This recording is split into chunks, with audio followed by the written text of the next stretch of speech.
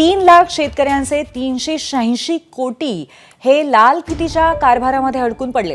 August सप्टेंबरमधल्या अतिवृष्टीग्रस्तांची नुकसान भरपाई रखडलेली आहे। शासन दरबारी मदत निधीचे प्रस्ताव लाल फितीच्या कारभारात अडकल्याचं स्पष्ट होतंय।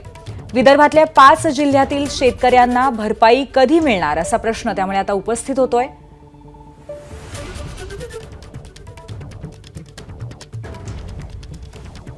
अतिवृष्टीमुळे आणि अवकाळीमुळे जे काही नुकसान झालं पुरामुळे त्याचा अहवाल त्याबाबतचा आयुक्तांनी 3/10/2024 पाठवला।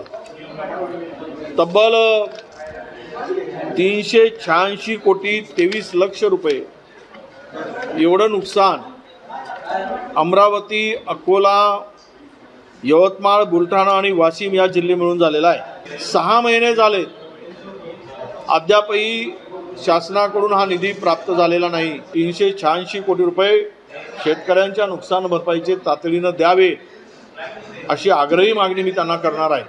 काही पूर्ण साहेब लोक येऊन पूर्ण पाहणी केली, त्याचे दाखले दिले, सगळं झालं, पण त्याचे काही परतफेड आम्हाला काही दिलेली नाही आहे। आता या हंगामामध्ये आमचे गहू, सोयाबीन, चना, तरी पण या वादळामुळं सगळं आमचं ते पण नुकसान झालेलं आहे।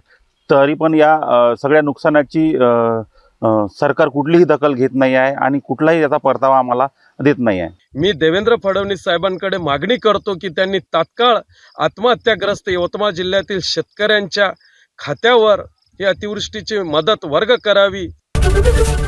एबीपी माझा, उघडा डोळे बघा नीट।